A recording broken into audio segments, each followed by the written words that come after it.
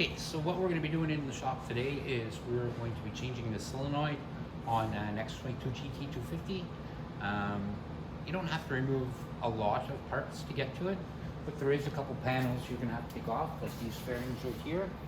And this fairing here, it has to pop off too, but it pops off and you don't have to take everything off to get this fairing off. And your solenoid's going to be right here. So you're not going to need any sort of specialty tools, an Allen key set, and a Phillips screwdriver. You're also going to need a wrench or a socket, whatever, to take the nuts off the solenoid itself. And that's basically it. So I'm going to go ahead and grab the tools, and I'll move the camera up forward, and let's get started. So it's just down to the level where I'm going to be working here.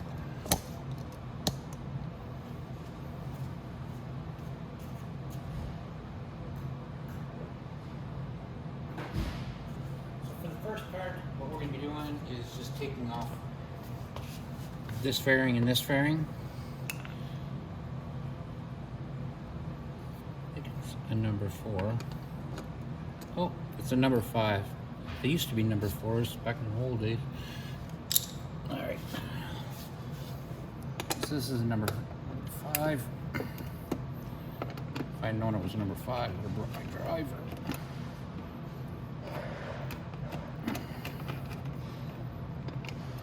So that's the only, excuse me, bolt that holds this fairing on.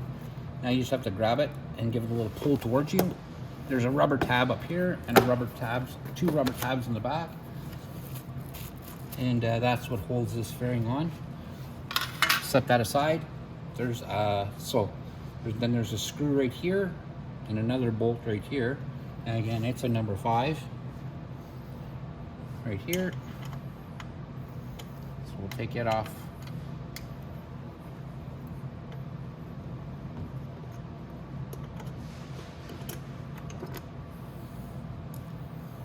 Then there's a Phillips screw.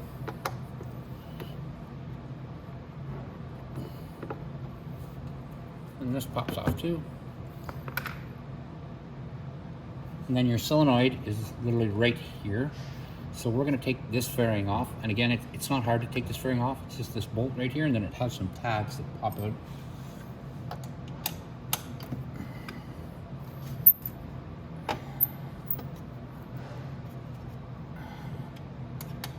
And we just have to get the top bolt, but that's not a big deal.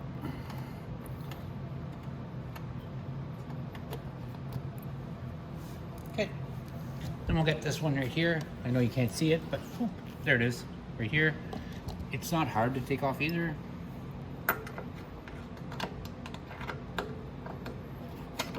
Whoa.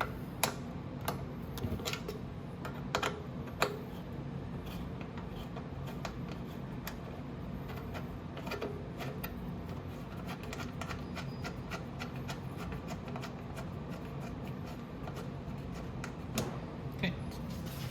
Then we can set that back down. I want to go up a bit so I can show you how to take this off. There we go.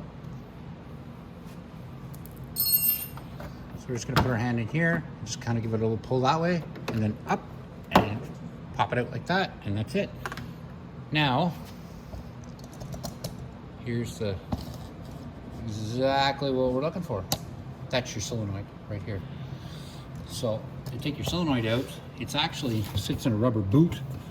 So you can literally lift it out of the rubber boot or lift the rubber boot right off. If you're going to be changing it, usually it comes with the rubber boot with it.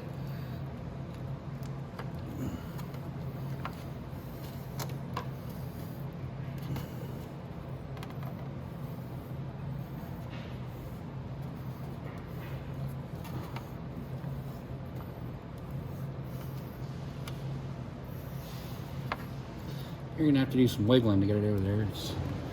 There we go. So there we go. That's our solenoid. So there's 2 nuts on this. One of these nuts goes to the battery. One of these nuts goes to the starter. So when you hit your start button, it sends a signal through this wire right here. And inside here is just like a light switch. Same thing, it's just like the light switch in your house. So when you hit the switch up at the dash there and you hit the start button, it flips a switch inside here and connects these two power points together. So that's why we ask, sometimes we'll ask you to put a screwdriver across there, because we're making you become this wire. So what we're going to do first is we're just going to take this one off. You can go ahead and unplug this. This is from your start button. So this would be what happens when you hit the start button. It goes through this. So we're going to take this one apart, and we'll get this solenoid out, and then I'm just going to put the solenoid back in because there's nothing wrong with it. But let's get started. So you're gonna need a number 10. This is a 10 mil wrench. Again, this is one of the easiest things to change on the bike. You're gonna want to snip the zip tie too. So remember, when you do this, to put that zip tie back, you'll notice that there's a plug here that's not plugged into anything. It does not plug into anything. Just leave it.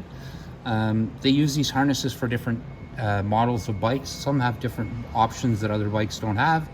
That's why you'll get plugs sometimes like this that are not plugged in. So let's get started. We're going to snip this off.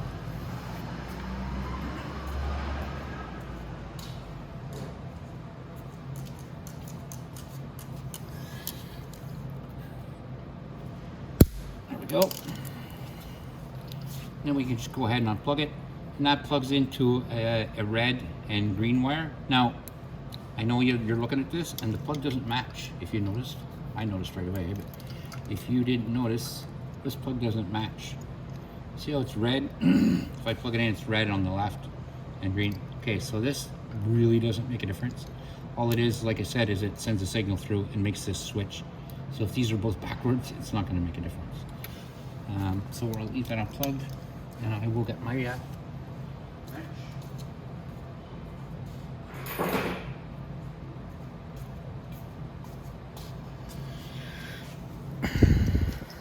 So most times, I like to take the battery off first.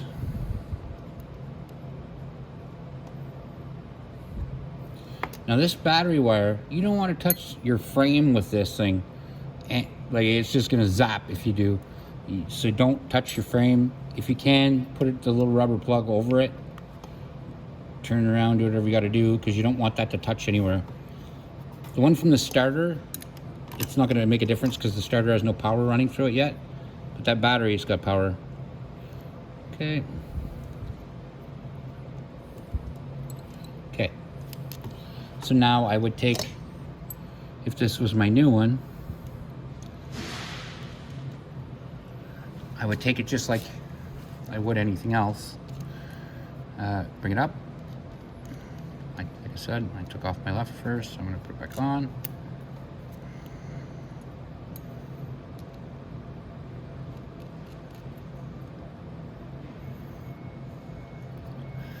And then you want these to be tight, because you do want the power really going through them. There we go.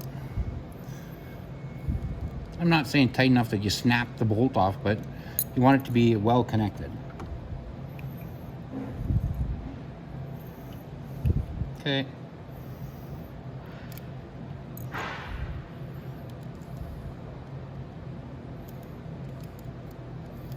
While you're doing this, if you touch these pins across these two things here, it's going to make your starter spin. So if that happens, don't get freaked out. It's normal.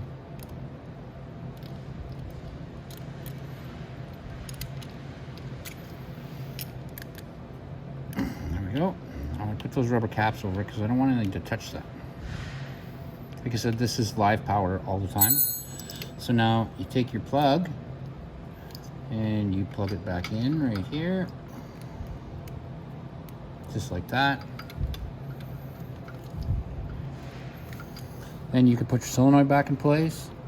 The solenoid has two things right here and here, on these rubber tabs, and they slip. They're on the frame. There's two rubber tabs on the frame, and they just slip right in there.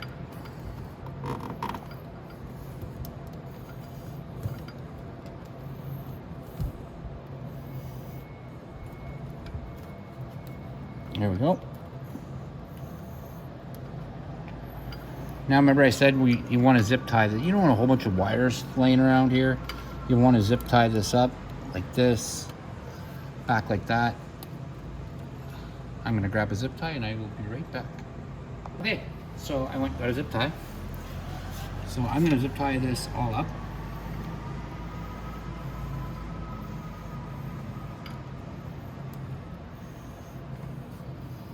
And I'm going to go up a little higher.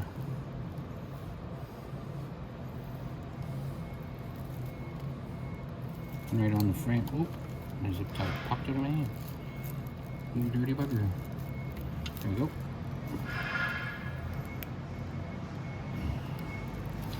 And this one you might notice has a few other plugs. Don't mind them because this one has a nibby carb on it. We've changed the carb out, put an upgraded carb on it. And if you want to see what the nibby carb looks like, so that's it right there. And that's a big upgrade on this bike. It really does a lot to this machine. It's unbelievable the difference in the machine without it. So yeah, that's the nibby carb on that. And so it might look a little bit different. You might have some other plugs that you don't see on your bike that's unplugged, and that's why, because it doesn't need plugs for the carb. It's not an electric carb. So now what we're gonna do is we're gonna go ahead and we're gonna put our panels back on. Sorry, they're not panels. Like customers call them panels, so I call them panels. They're actually called fairings. So we're gonna put the fairings back on. And we're going to start with our fairing from up here. We're going to go ahead. If you notice there's a little tab in the corner, you just fold that little tab in the corner and bring it down. Oops.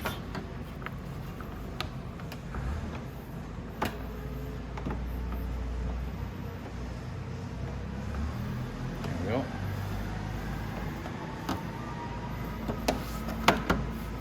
And it should pop in there all together nice and snug and nice. I don't know why that tab keeps popping out.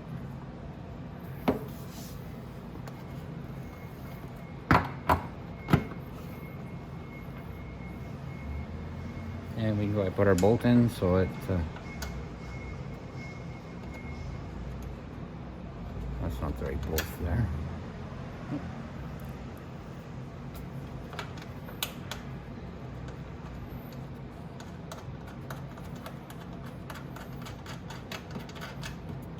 I was just screwing in my top bolt there, right there. That's all I was doing. Okay, so we can go ahead and we can tighten that one down.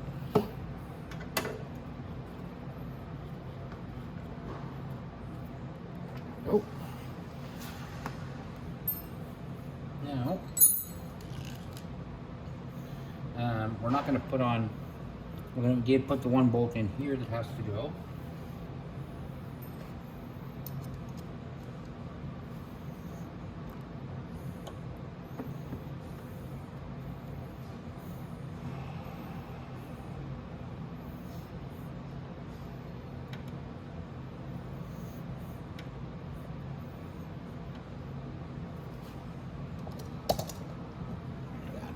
There, sorry about that.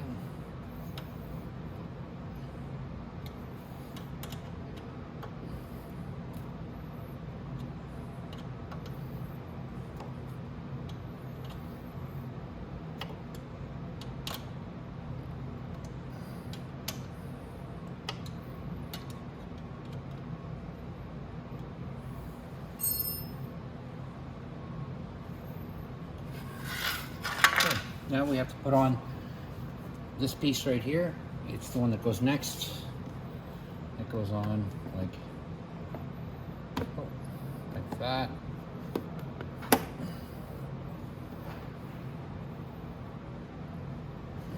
All you have to do is, you're going to drop you down a bit.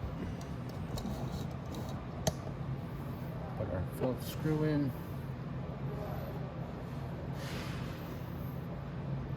And now this piece.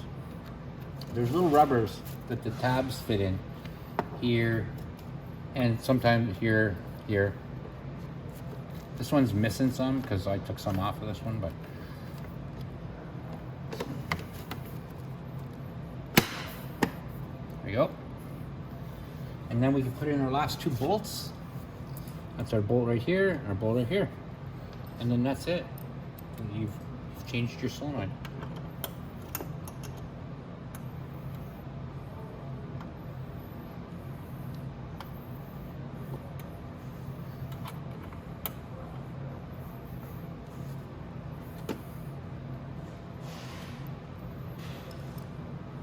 one in.